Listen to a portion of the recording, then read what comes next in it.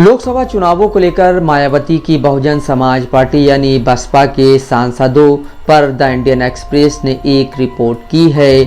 मौजूदा समय में बसपा यूपी में किसी भी गठबंधन का हिस्सा नहीं है।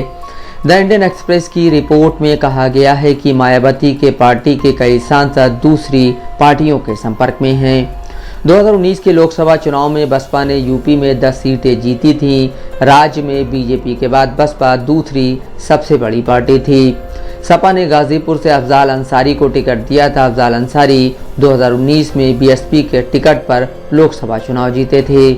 अमरोहा से सांसद दानिश अली को पार्टी ने पहले ही सस्पेंड कर दिया था। माना जा रहा है कि वो कांग्रेस में शामिल हो सकते हैं। दानिश अली राहुल गांधी की भारत जोड़ो न्याय यात्रा के दौरान मणिपुर में भी मौजूद थे। सपा ने बुधवार को जो सीट शेयरिंग का फार्मूला शेयर किया उसमें कांग्रेस अमरोहा से लड़ सकती है। दानिश अली जमीन पर सक्रिय बताए जा रहे हैं। अखबार ने अपनी रिपोर्ट में लिखा है, मायावती तक पहुंचना मुश्किल है। ऐसे में बसपा के 8 सांसद ये तय नहीं कर पा रहे हैं कि उनको टिकट मिलेगा भी या नहीं। सूत्रों ने अखबार को बताया कि इन सांसदों से बसपा ने अब तक चुनावी तैयारियों के संबंध में कोई संपर्क नहीं किया है। बसपा के सांसद सपा, बीजेपी और कांग्रेस में संभावनाएं तलाश रहे हैं। इस बारे में पूछे जाने पर पार्टी के सेंट्रल कोऑर्डिनेटर रामजी गौतम ने टिप्पणी करने से इनकार किया। बसपा के एक सांसद ने कहा, मैं संगठन की बैठकों में भी नहीं बुलाया जाता हूं, तो मुझे दूसरे विकल्पों को देखना होगा।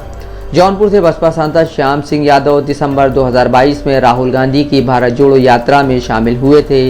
हालांकि बाद में यादव ने कहा कि वो निजी हैसियत से यात्रा में शामिल हुए थे। यादव ने लोकसभा चुनाव को लेकर अपनी तैयारियों को बताने से इनकार किया है।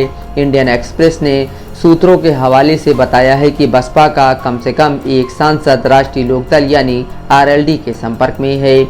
आरएलडी ने हाल ही में एनडीए में जाने का फैसला किया था। पश्चिमी यूपी से एक और बसपा सांसद बीजेपी के संपर्क में है।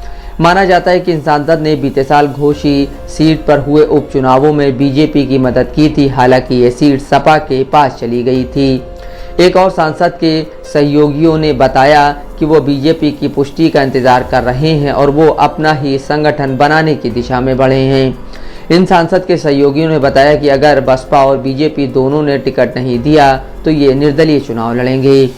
लालगंज लोकसभा सीट बसपा सांसद संगीता आज़ाद के पति से जब इस बारे में पूछा गया तो वो बोले, बहन जी के अपने नियम और सिद्धांत हैं, वो उसी के मुताबिक काम करती हैं।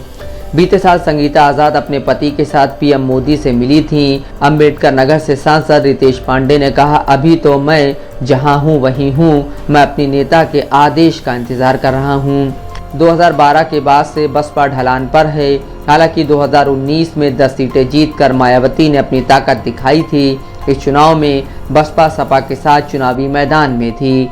2014 में बसपा जब अकेले लड़ी थी तब वो एक भी सीट नहीं जीत सकी थी। 2019 के लोकसभा चुनाव के बाद बसपा ने सपा से अपनी राहें अलग कर ली थीं और 2022 विधानसभा चुनावों में अकेले मैदान में थी। इस चुनाव में बसपा सिर्फ एक सीट जीत सकी थी। नफीस अहमद, दस्तक लाइव न्यूज़।